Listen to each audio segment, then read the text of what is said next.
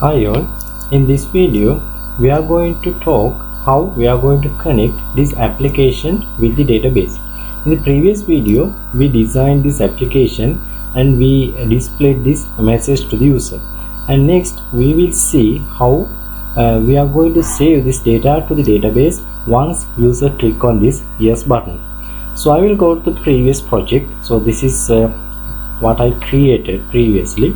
So here you can see under UI package, so we created this add user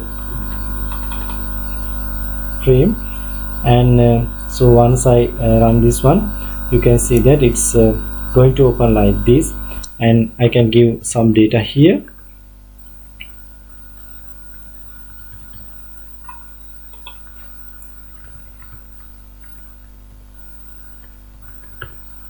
And I can click on save button. Once I click on the save button, so it will ask to confirm whether I'm going to save this data. So then I can click on yes. Once I click yes, for now it's not doing anything because once I go to this code, you can see once I gave this yes option. So we discussed in last video what we are doing here actually. So once the user gave yes option, so then we are going to execute this part. So now today we will see how we are going to implement this part, how to connect this Java application to the database. So there are certain steps that we need to follow. If you can follow these steps, so then we can you also can connect your application to the database. So first we will see what are these steps. So we discussed this thing during the lecture as well. The first thing is, so since this Java in Java, so we are going to use this java.sql package or library to connect this application to the database. This java.sql is an external library. So therefore the first step is we should import this external library. So therefore I will first go here and I'm going to import this external library. It's java.sql, and here I'm going to import all the packages. So this is the shortcut. So the recommended approach is you should use only the packages, packages that you are going to use with the code. Okay, so like connection and like other packages. So we can use driver manager, and we are going to use statement package. So likewise we can add those specific packages only, or the shortcut is you can add all the packages like this. So this will be the first step. First you need to import the external packages or external libraries. The second one is we need to have a middleware to connect this Java application to the MySQL database, because database is using a different technology and Java is a different technology. So then when you are going to talk from one technology to the other one, so we need to have a middleware to translate these API calls into operation level things. To do that, so we are going to add an middleware. So in this environment, in this course, we are actually using JDBC as the middleware. So JDBC will work as the driver, and it's going to translate the API calls into operation level things. So now we will see how we are going to add this JDBC library. So you can go to this project, and under this project you can see we are having different nodes. So you can see we are having a nodes called library. So once we expand this library, here you can see we are having only this JDK 1.8 thing only. So we don't have anything like JDBC. So now we are going to add this JDBC. You can go to add library, and then you can see these are the libraries available in this NetBeans IDE. From here we are going to select MySQL JDBC driver, because here we are going to connect with the MySQL server and the driver name is JDBC. So therefore we are going to use MySQL JDBC driver. And now I am going to add this library. Once I add it, you can see under this libraries you can see the driver. So now we completed the second step. What is that? That is adding the JDBC driver. The first step is you need to add the relevant SQL java.sql packages. So this is how we did it, and after that we added the MySQL JDBC driver. So that is the second step. So now we are moving to the third step. Third step is now we added the JDBC driver. JDBC driver is an external library for the Java runtime, because those libraries are by default, those libraries are not there. So therefore first we need to register this JDBC driver. So how we are going to register it? So we can call to class.forName, and here we need to give the name of the JDBC driver. The name of the driver is com.mysql.jdbc.driver. So here D should be capital. So once I wrote this code line, you can see we are having an error here.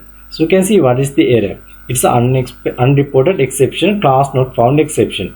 So this can happen because we are going to register an external library here, but if we didn't add this library into our working environment, Java runtime cannot register this one.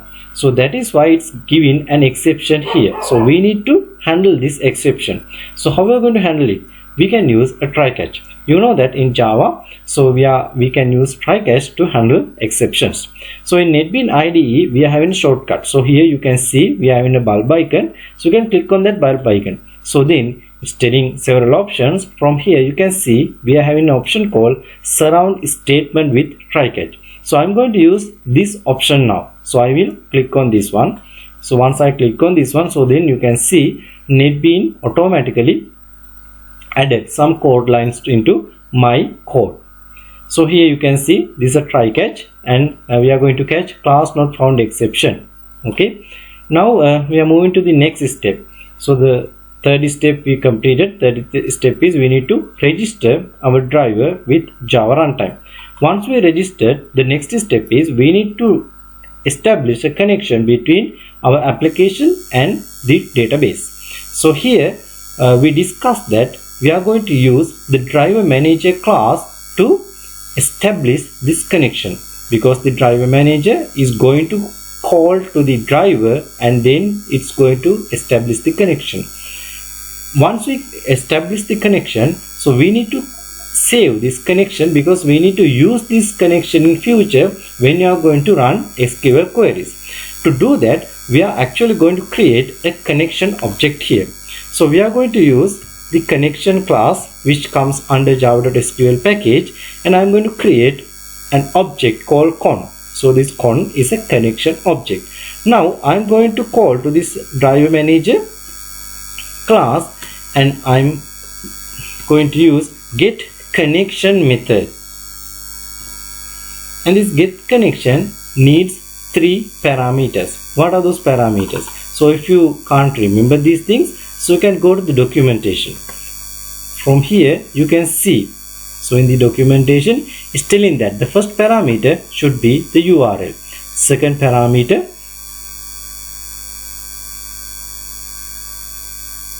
okay, so we need to use the third one. So here the first parameter is URL. Okay, so the URL means what? The database URL. And then the second parameter is the user, that means the database user. Third parameter is the password, that means user's password. So now these are strings. So here in the documentation is telling that, okay, so these are string values. So therefore we are going to have it as strings here, and I'm going to terminate this statement. But here now still you can see that we are passing empty strings, but empty string is also valid parameter here, but still we are getting an error. So you can see what is this error. So here it's telling that we are having another type of exception here. So that is an SQL exception. So in previous case we handle the class not found exception, but here now it's telling that we can have some SQL exceptions.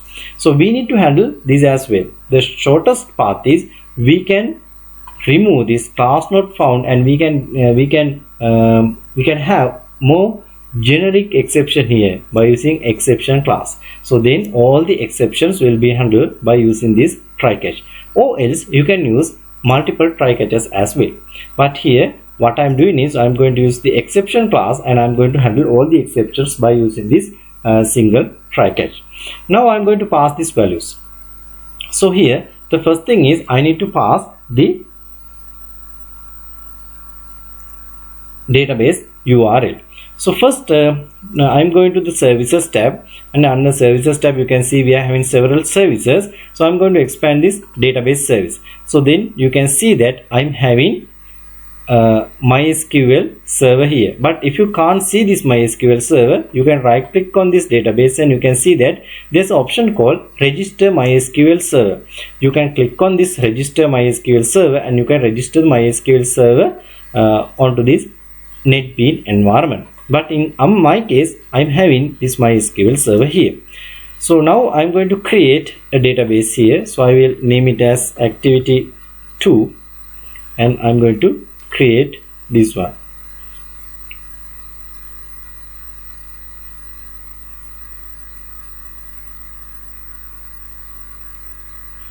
Okay, once I create the database, now we can see the activity 2 is here. So I can connect with this database like this. Okay, once I connect, so you can see my activity 2 database is here like this, but I don't have any tables there. So now I'm going to create a table. So how I'm going to create a table? So in my activity you can see that I'm having a query. So I'm going to copy this query, and then I'm going to right click on these tables, and you can see that we are having several options here. From these options I'm going to select this execute command option. Once I select this execute command option, so I will move to this window. So this window will support me to run some SQL query. So now I'm going to paste that SQL query here. So this is my SQL query. Now here you can see we are having an option here to run SQL. So I'm going to run this SQL now. So once I executed, so if that query is successfully executed, then no errors occurred. So therefore I will get a message like this, no errors occurred. So now I can go to the database again. You can see that under table now I am having the user table. So now I am going to get the URL of this database. So you can right click on this one, and you can go to the properties, and from this window you can copy this URL. So now I'm going to paste this URL here. So anything after this question mark, with this question mark, so those are we are calling as parameters. We don't need these parameters, we need only the URL. So therefore I'm going to remove this part. So now this is my URL. So the second one is I need to pass the username. So in this case I created a user called test user. So here you can see this one. So this is a test user I created for this application, because from the security perspective we should not connect an application with a root account or account which is having very high privileges. Therefore in this case, in this application, we are actually going to do some we are going to run some select queries, insert query, update and delete. So therefore I'm giving only those permission to this test user. So then I can limit the work that test user can do with the database. So that is a very good security concept, because we so as a security concept we are having least privileges. So that means we should give the permission to do only the task that user need to do. So we should not give more than that. So that is a very good security concept, so we are going to use it here. So we created a test user, and the test user is the user we are going to use to connect our application to the database. This test user can do only 4 things: select, insert, update, delete. He cannot do other than that. Now I'm going to use that user here, and the password is also same, so I will use it as the password. Okay, so now I completed the 4th step. What is the 4th step? Establishing the connection between the application and the database. So now you should remember these 4 steps. The first one is what? So we are going to add the external libraries. How we added those things? So by using java.sql, import java.sql asterisk will add all the libraries which are comes under java.sql. And the second one is we added the library. What is the library? MySQL JDBC driver. So that will work as the middleware here, and we added it. So that is the second step.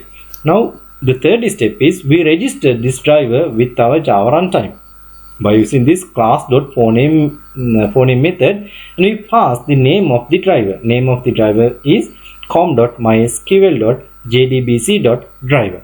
So now after that we establish the connection by using driver manager class, and in this case we pass 3 values. One is the URL of the database, second one is username and password. So now we created the connection. So now the 5th step is we should have a statement object to run an SQL query, because in java.sql package we are having a class called statement. By using this statement class we can run queries. Okay, so therefore now I'm going to create a statement object. So STMT is the statement object. Now I'm going to create the statement object. Here I'm going to use the connection that I already established in the previous case. So that is the con object, and I'm asking to create a statement here. So like this we can create this statement. So after that what we are going to do is we are going to execute an SQL query. To execute an SQL query we should have an SQL query first. So therefore I'm going to create a string object here called query, and then I'm going to add the query into this object. So here I'm going to add this data to the database. So that means I need to use an insert query. Insert into, so what is the table?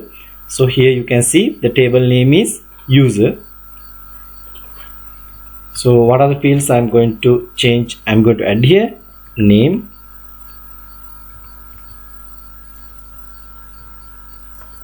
phone number, email, and then what are the values?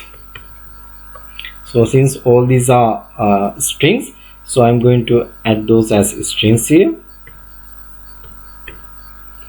and now I'm going to concat these values, because the user entered values I stored into 3 variables: name, phone number, email. Now I'm going to add these values into this query.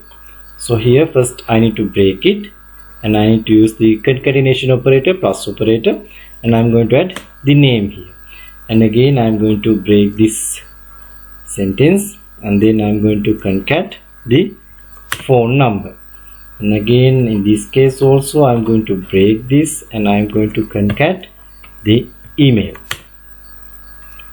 like this. Okay, like this I can create the query. So now I'm having the query. Now I'm going to run it. How I'm going to run it? So by using this stmt object. Okay, so stmt dot. So we are normally having 2 types of methods. One is execute update. Okay, so you can see this is execute update. So if you are going to use any insert, update or delete kind of query, so then you need to use execute update. And again we are having another one, this execute query. So if you are going to use a select type of query, so you can see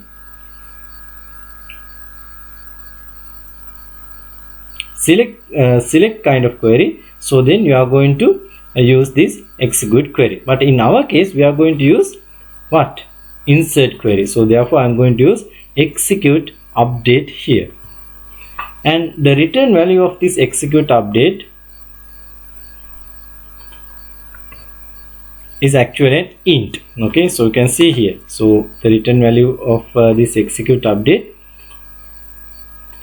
is an int. It means how many rows we are actually going to change. So I'm going to cache that one by using int variable like this. So now I'm going to use this int variable to check whether I did any modifications to the database. That means I actually added the data or not. To check it, I'm going to use this int variable. If this a is greater than 0, so that means actually I did some modifications to the database. So that means I actually added. So the modification means in this case we are going to add some data to the database. If the a is greater than 0, so that means we already added some data. So if we added some data, so then we are going to show some message to the user. So here you can see in our activity, once we add the data, so we need to show this message to the user. So we can use this JOption pane dot show message. Now not a confirmation message, this is a message. Okay, so I'm going to use show message dialog option. So here the frame will be null, and then we need to show what message we are going to display. So in this case the message data saved successfully, so that is the message we are going to display.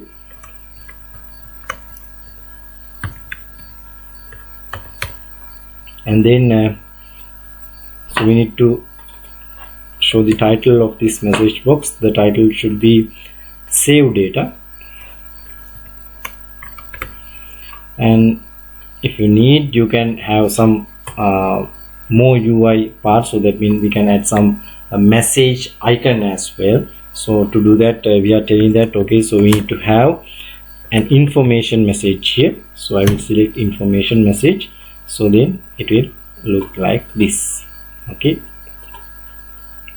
JOption pane dot show message dialog, and the frame will be null, and this is the message data saved successfully, and the title of the message is save data, and this will be a information message. Okay, so now I completed the database saving part. So you can see now here we are having only 6 steps. Okay, so the first one is we should add the necessary libraries into our working environment. To do that, the package we are going to use java.sql. So we are using import java.sql asterisk to add all the libraries into our working environment. That's the first step. Second step, we are going to add MySQL JDBC driver by using libraries add library option. Then we can add the MySQL JDBC driver into our working environment. Once we add that one, we need to register it because that is an external one. So therefore we are using class.forename, and we are passing com.mysql.jdbc.driver, and we are going to register it with Java runtime. Once we register, so now we are going to create the connection. The driver manager is the class that we are going to use to connect our application to the database. So in this case, once we create the connection, we need to save this connection because we are going to use this connection in future. To save it, we are going to create a connection object called con. When we are going to create the connection, so this driver manager get connection method requires 3 values. The first one is the URL of the database, second one is the username, third one is the password. Once we complete this step, we can have the connection. Once we created the connection, now we are going to run some SQLs. So in this java.sql package, we have a statement class. By using a statement class object, we can run any type of query. So now to create this statement object, so in this case the statement object name is stmt. So I'm going to use the previous connection and I'm going to call to the create statement method. Once I call to this method, I can create the statement. So after that I need to have the query. So this is the query. Okay, so I'm going to insert something to the user table. So therefore I'm going to use insert into query. Once I create the insert query, so now by using this stmt object, I can run it. So there are two methods that mainly we can use. One is execute update, other one is execute query. If you are going to run a select query, you can use execute query. It will return a result set, so that means rows and columns. But if you are going to run insert delete update, you can use execute update method. Then you can run the query. So in this execute update, this will return how many rows you are going to change. Okay, number of rows affected. So that will be int value. So we are going to use int variable here to save this int value. So after that, by using this value, we can check whether we modified or whether we did some changes or not. If this is greater than 0, means we actually added the record to the database. So then we are going to show a message to the user that data saved successful. So that is how we are going to connect this application and how we are going to show this message to the user. So now we will run this application and we will see whether we can save these values correctly to the database. So now I'm going to execute it.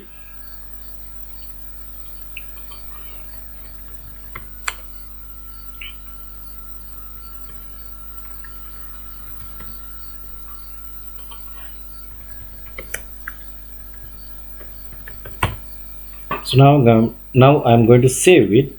So once I click on the save button, it's asking whether I want to save this data. So I'm telling yes.